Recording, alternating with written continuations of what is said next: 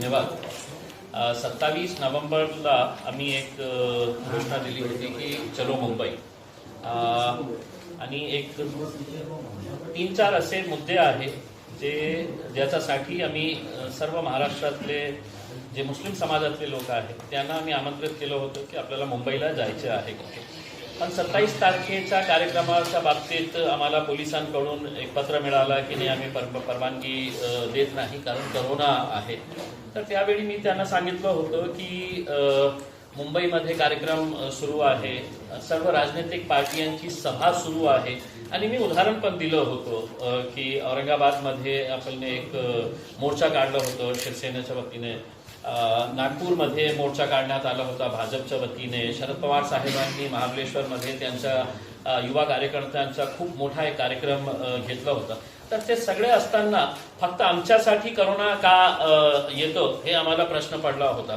पण त्याचा मान ठेवून आणि त्यांनी हे पण सांगितलं होतं की अमरावती आणि नांदेडमध्ये जे घडलेलं आहे ते बघून आपण हे परमिशन नाकारत आहे। म्हणजे तुम्ही अमरावतीचं उदाहरण देता, औरंगाबादचं उदाहरण का देत नाही की औरंगाबाद शांतीपूर्ण होतं, औरंगाबादमध्ये काही झालं नाही आणि अनेक शहरामध्ये काही झालं नाही होतं, पण त्यांना आम्हाला द्यायचं नाही होतं। आणि स्पष्टपणे मला सांगायचे हे आहे की सरकारमध्ये बसलेले काँग्रेस आणि राष्ट्रवादी काँग्रेस विशेषकर त्यांच्या दबावाखाली हे पोलीस काम करत आहे, म्हणून आम्हाला ते परमिशन नाकारण्यात आली होती। त्याच दिवशी आम्ही निर्णय घेतला आमच्या पार्टीचे अध्यक्ष असदुद्दीन अवैसी साहेबांशी बोलून की आपण हे पुढे ढकला, आणि त्यांनीही मान्य केलं की आपण काही दिवसासाठी ते पुढे करू करते। आणि आम्ही 11 तारखेची डेट दिली होती, 11 डिसेंबरला आम्ही मुंबईला येणार आहे कसे। अब त्याची आमची सगळी तयारी पूर्ण झालेली आहे। उद्या आम्ही मुंबईला जाणार आहे आणि फक्त औरंगाबादहून नाही पण महाराष्ट्राच्या वेगवेगळ्या शहरातून लोक मुंबईला येणार आहे। सगळं काही जे निर्बंध हे आहे प्रिकॉशन्स घेऊन ते सगळं आम्ही पालन करून तिथे जाणार आहे। आता ये सिर्फ एक मोर्चा नहीं है, ये सिर्फ एक रैली नहीं है।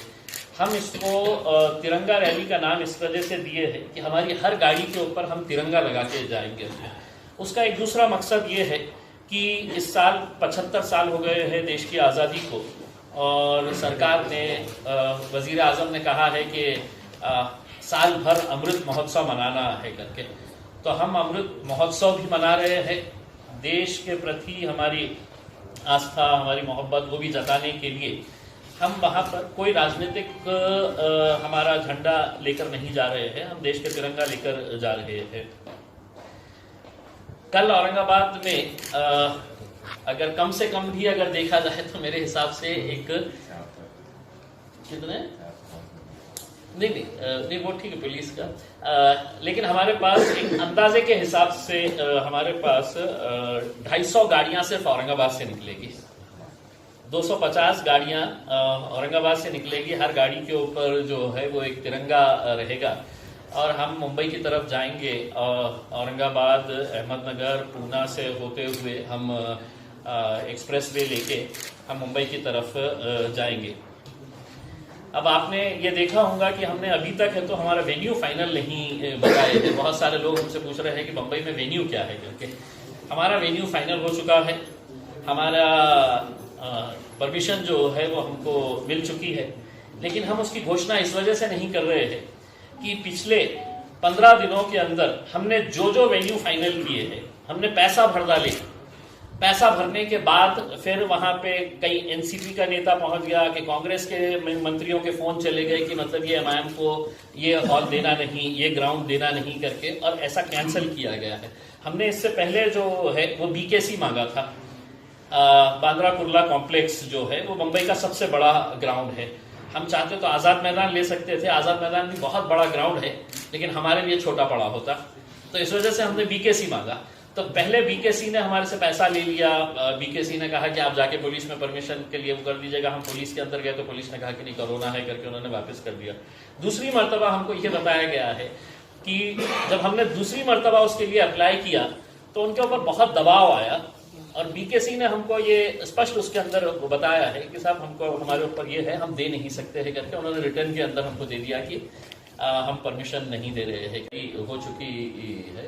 और हम चाहेंगे कि मीडिया भी कम से कम विशेषकर फोटोग्राफर्स अगर हमारे पास, मैं आपको इतना यकीन दिलाता हूँ, मैं आपको दावे के साथ बोलता हूँ कि इस मुल्क की तारीख के अंदर, हिंदुस्तान के अंदर कभी इतना खूबसूरत मंजर आपको देखने को नहीं मिलेगा कि जहां पर सौों से गाड़ियां जो है, हर गाड़ी के ऊपर तिरंगा रहेगा और वो तिरंगे का जो मंजर रहेगा वो मेरे हिसाब से अपने कैमरों में कैद करने जैसा एक ये रहेगा। तो मैं आप तमाम लोगों से भी अपील करूंगा कि आप लोग भी इसके अंदर हमारे साथ चलें और देखें कि हम लोग किन जायज़ मुद्दों के वजह से यहाँ पर निकलने के ऊपर मजबूर हो गए हैं।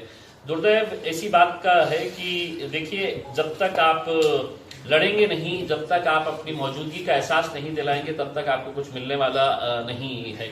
हम तो ये चाहेंगे कि जो ओबीसी समाज का जो रिजर्वेशन कैंसिल हुआ है, अगर वो भी हमारे साथ जुड़ना चाहे तो वो भी आ सकते हैं। हम कल जाते वक्त जो कोईगांव के ऊपर वो काका साहिब शिंदे जिसने आत्महत्या की थी, एक तरह से उसने अपने रिजर्वेशन के लिए, अपने समाज के रिजर्वेशन के लिए उस नौजवान लड़के ने अपनी जान की आहुति दी थी। वो अपने खुद के लिए नहीं मरा है, उसने अपने समाज के लिए तो अपनी जान दी थी। तो हम जाते जाते उसको भी अपनी श्रद्धांजलि अर्पित करते हुए जाएंगे। और हमारा मकसद यही है कि जो जो समाज जिसको भी मिला है, मुसलमानों के साथ हम समझ रहे हैं कि सबसे ज्यादा धोखा किया जा रहा है इस वक्त, क्योंकि हमारे कानूनी हमारी लड़ाई कहीं पर भी नहीं है। आज अगर मराठास को नहीं मिल रहा है तो ये अदालत का मामला है, ओबीसी का कैंसिल हुआ है तो ये अदालत का मामला है, लेकिन मुसलमानों को तो पूरा है, तो 100% है। तो कोर्ट ने ही कहा है कि इनको एम्पिरिकल डाटा इनका ऐसा है कि जिसकी वजह से इनको मिलना चाहिए करके। लेकिन सरकार में बैठे हुए लोग, अब इस हमारे से ये सवाल किया जाएगा कि इसी वक्त क्यों, तो हाँ, हम यही वक्त इस वजह से चुने हैं क्योंकि अब यही नेता दोबारा हमारे चौखटों के ऊपर आने वाले हैं, दोबारा अपनी सभाएं सजाने वाले हैं, दोबारा लोगों को, हमारे लोगों को सपने दिखाने वाले हैं। तो हम उनसे दो सवाल तो करेंगे ना कि हमारी जमीनों का क्या हुआ है करके, हमारे रिजर्वेशन का क्या हुआ है करके। तो हमने सही वक्त चुना है, जाएंगे, लड़ेंगे और इसकी लड़ाई की शुरुआत हुई है, समझ लीजिएगा उसमें। और एक चीज साफ तरीके से, अगर इसके अंदर कोई रुकावट आएगी, हम हमारा आंदोलन बहुत तेज करेंगे, बहुत तीव्र आंदोलन करेंगे। फिर उसके लिए अगर मराठा समाज का कोई लड़का अगर मर सकता है तो मुसलमान भी सड़क के ऊपर आकर अपनी लड़ाई को किस तरह से आगे बढ़ाएगा करके हमारी पूरी तैयारी उसके लिए। कितने लाख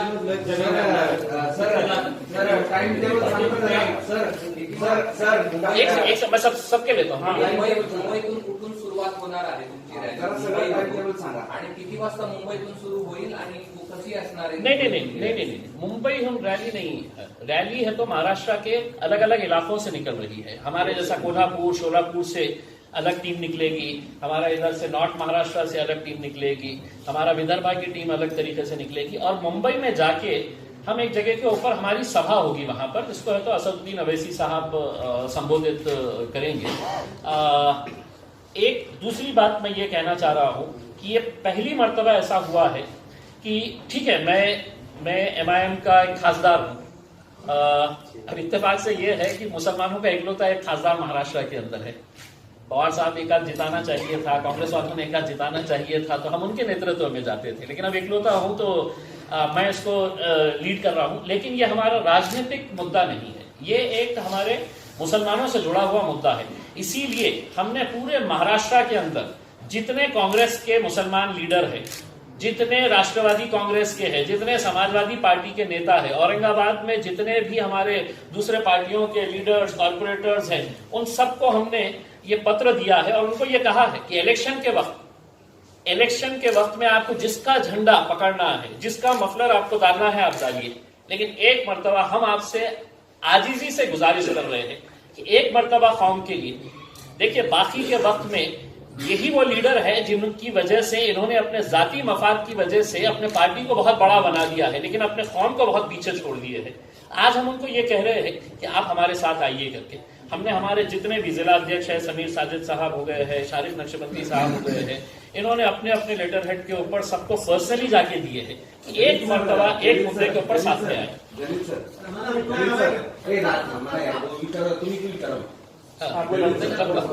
स्पेसिफिक टायमिंग उद्या सकाळपासून ते तुमचा सुरू झाल्यानंतर तो जो एक टाइम टेबल जो असतो ना सभेपर्यंतचा सर ते जरा स्पेसिफिक सांगा. नहीं, हम सुबह 7 बजे यहाँ से निकलेंगे और 7 बजे निकल के हम अहमदनगर पुणे होते हुए हम एक्सप्रेसवे के करीब वहाँ पे हम जितने भी लोग जा रहे हैं उनका वहाँ पे एक मीटिंग पॉइंट है, वहाँ पे लंच करेंगे और लंच करके फिर हम लोग सब साथ में जितने भी यूनिट्स जो पश्चिम महाराष्ट्र से भी आ रही है वो सब साथ में मिलके और 5 बजे ये सभा शुरू होगी.